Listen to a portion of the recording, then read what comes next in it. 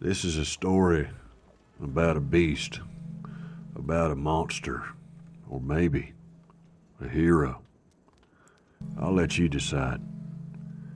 They called him the Iron Son of Perdition, and I met him out past them dunes in Yuma, where the land is nothing but dust and bones. This fella weren't a man you forgot, big as a bull, shoulders like a wall, and eyes pale as winter sky. He don't talk much, mostly because he ain't know many words, just like I said. Just made that sound, low and coarse, like thunder rolling over the earth. A growl that came from somewhere deep, like it had been there since birth. Heard he was raised in a cage. I seen the place myself years later. A shack half buried in the dirt, a smell of shit and old blood still hanging in the boards. His father was a dope fiend, you see. Cooked his poison in tin pots and sold it to dying men. Kept that boy locked up behind iron bars welding for wagon scrap. Couldn't even stand in that cage. Boy just stayed hunched over like a dog. And them iron bars was slick with rust, straw blackened with filth under them. And he fed him scraps and gave him whoopings when the boy asked for his mother. The boy would growl with tears covering his face. His father had eyes like burnt glass. He'd sit outside the cage and smoke his poison, air thick with the stench of chemicals and sweat. And the boy would watch him through them bars, watch them trembling hands and his twitching jaw, and the madness that came with them drugs. Sometimes the father would laugh, a sound like knife scraping stone. Sometimes he would cry. Mostly, he would boil that rage in the pipe. His mother was a whore from the border town Bordella, and she barely visit. But she had a soft voice, kind eyes, smelling of lilac and brandy and bar smoke. She whispered him through the bars, tell him stories of rivers and stars and a world bigger than that cage. Then she'd vanish again, and the father would beat him for remembering her. But he did remember. Said her face was the only light he ever saw in that dark shack. And when men came to collect debts or settle scores, the father would open that cage and tell his son, "Go on, get him." And the boy would crawl out, naked and snarling, eyes wild and teeth bored. He didn't fight like a man, he fought like something that had never been taught mercy. He'd bite through a man's ear, crush a windpipe with his thumbs, tear faces until there was nothing left but blood, oatmeal, flesh, and death. I heard tell once he clawed a man's eyes out and threw them at his father's feet.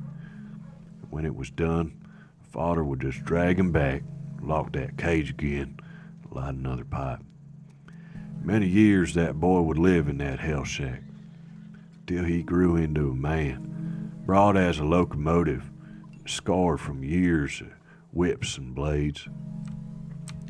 His voice a rumble that never left his throat.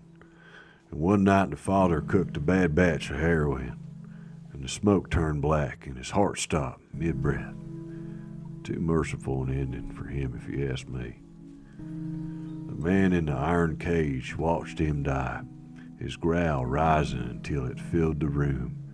And when the body went still, he bent them bars apart with his bare hands, and the sound of the iron giving way was like hell opened up in that little shack.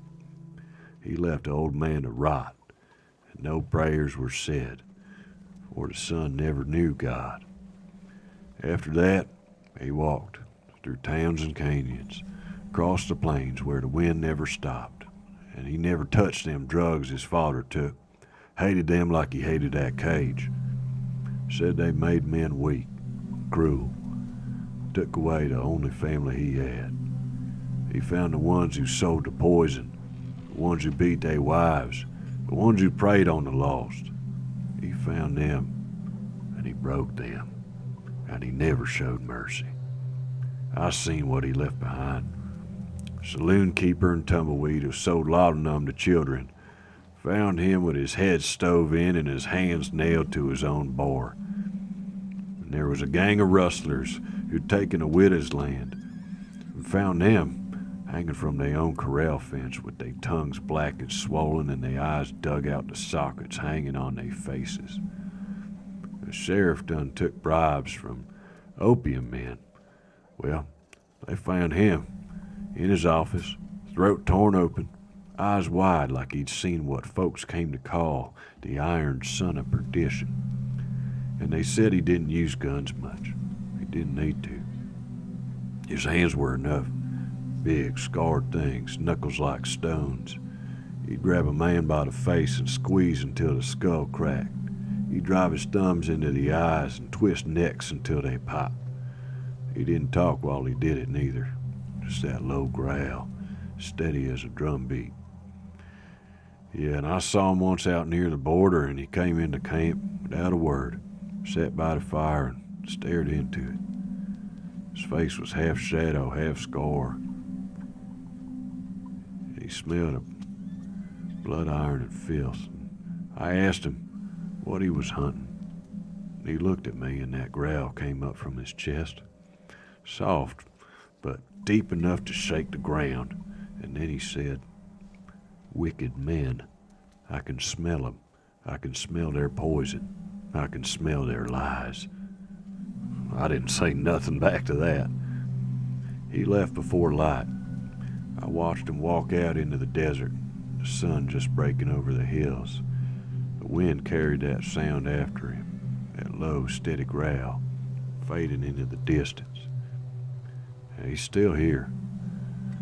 And I've heard that when the wicked sleep, they hear him breathing in the dark, and they have terror in the night about that beast of a man. But you want to know what I really think? I think that when a man dies with guilt in his heart, the last thing he hears is the growl of the iron son of perdition drawing near to claim his soul.